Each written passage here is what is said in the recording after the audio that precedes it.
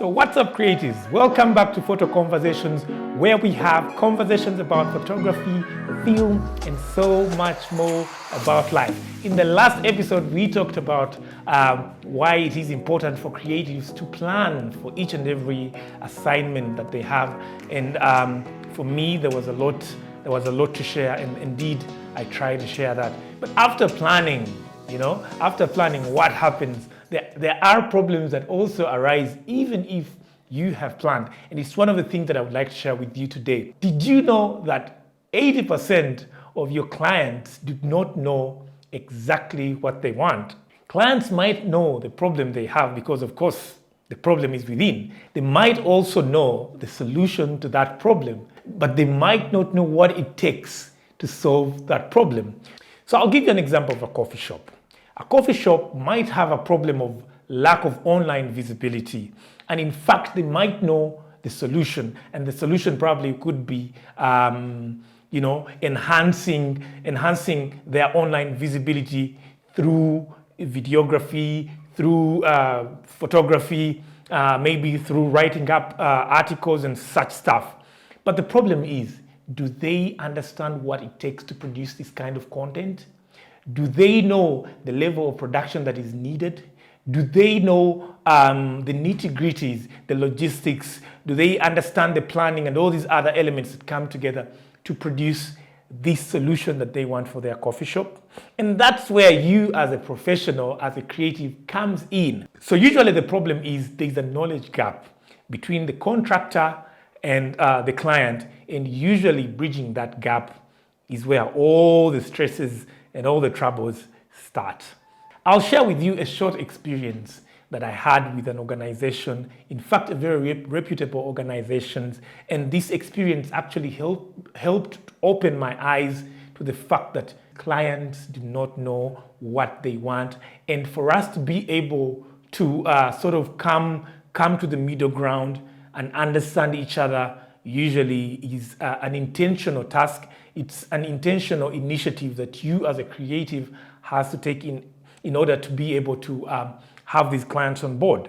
So this is my short story. I worked with this organization, and they clearly had a problem. They needed a video for fundraising for their high-level management, but also needed a series of short videos, actually a series of short product videos that they wanted to share on social media and kind of boost their online presence and visibility on all the online platforms.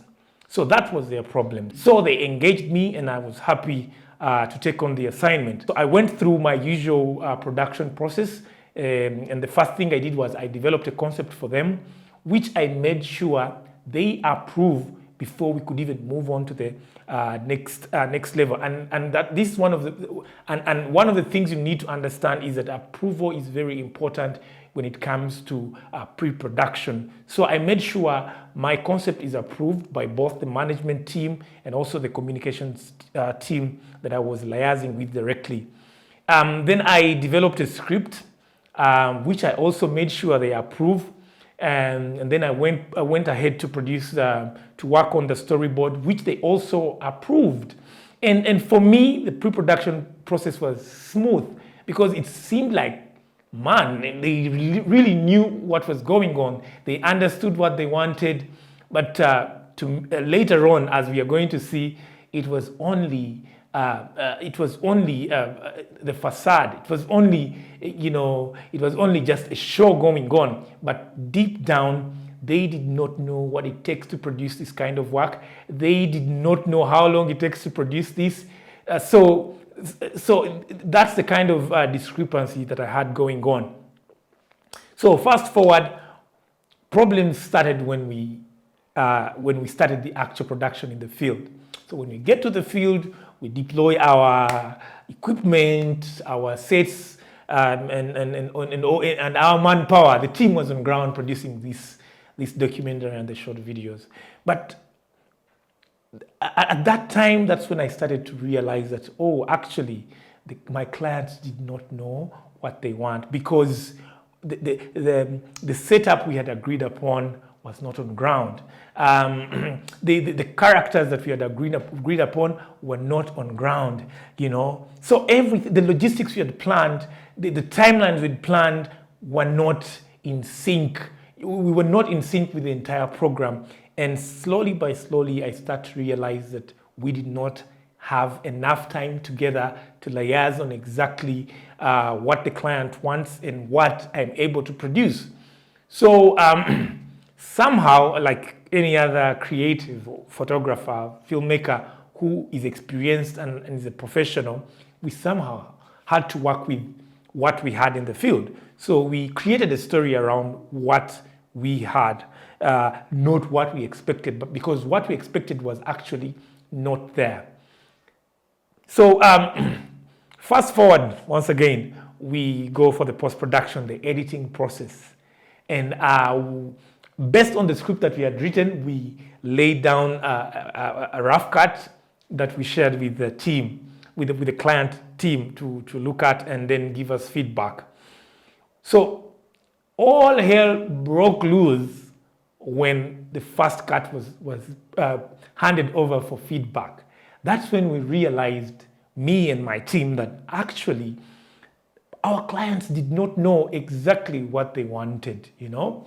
That's when we realized they're asking for things that we did not agree upon from the beginning. And honestly speaking, I know it was coming from a benign place from their hearts. It was coming from a good place. It's not that they just wanted to give us a hard time.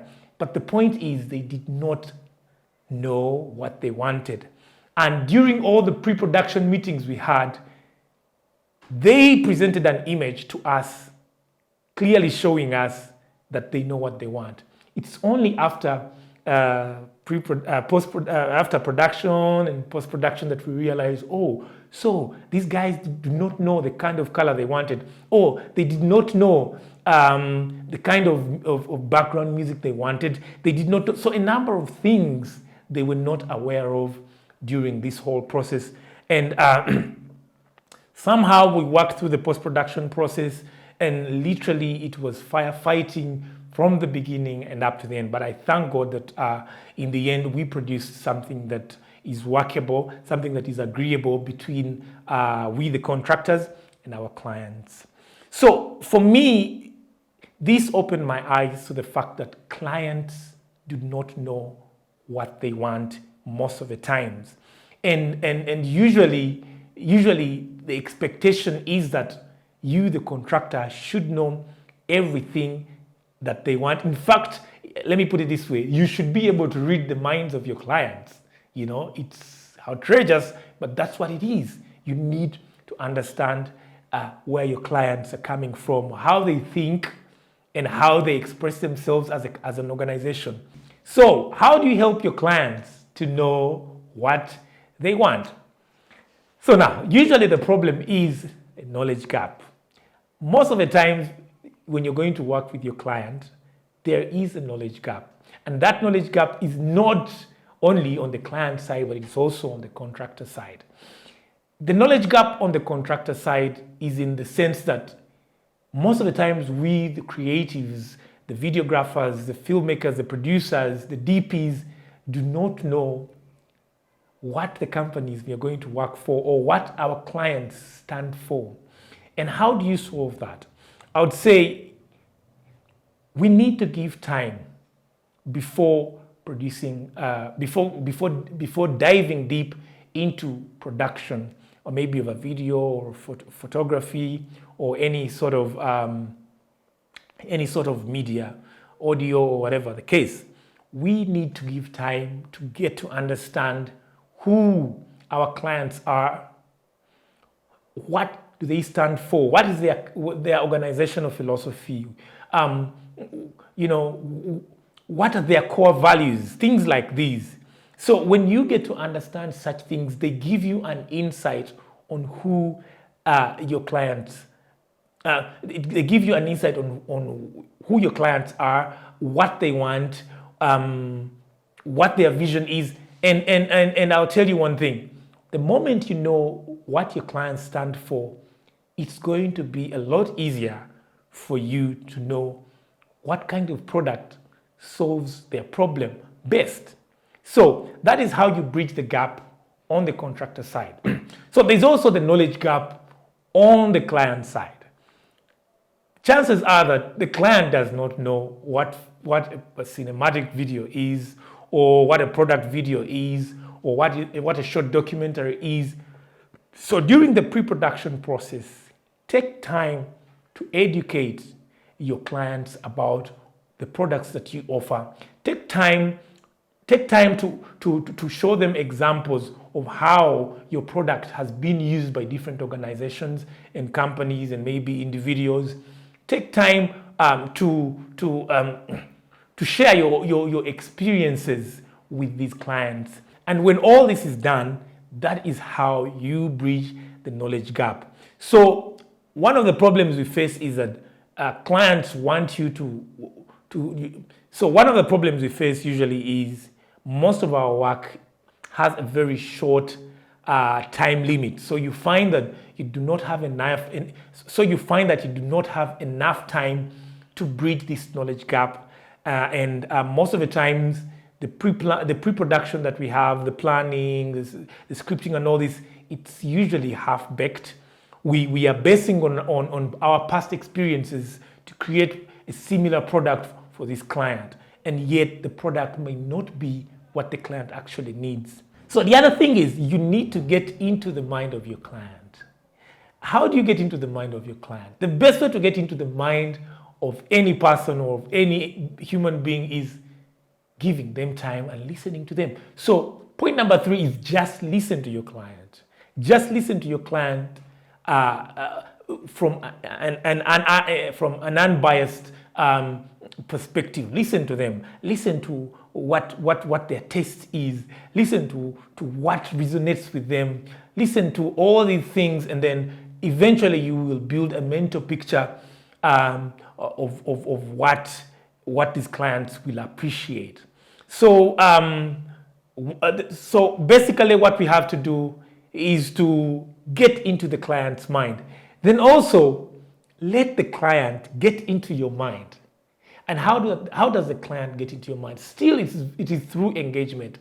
Engage the client. Speak to the client in an open way. Share your views honestly. Share your beliefs. Share your production process. Share what you believe in. And the moment both of you come into sync, get into sync, that is the beginning of producing a high quality unrivaled product. And that's when you start to get clients who want to work with you, for more projects, clients who want to work with you, probably on contract basis. So it's all about the chemistry. The moment you understand each other, it somehow creates this chemistry that is going to help you deal with these clients and give them the best product that they will appreciate, and that will solve their problem. The other thing is meet halfway. Usually clients have the expectation of the product that they need, and also the contractor has an expectation of what product they should deliver to this client. And I'll give you an example to just illustrate it. I'll give you an example of a graph. Maybe the y-axis stands for client expectations, and the x-axis stands for contractor expectations. So there's that point of equilibrium, the point where the client's expectations and the contractor expectations meet. That is a sweet spot that you need to be at to be able to produce a product that your clients are going to appreciate, a product that is going to solve the client's problem. I really appreciate your time and your attention. See you then on the next one.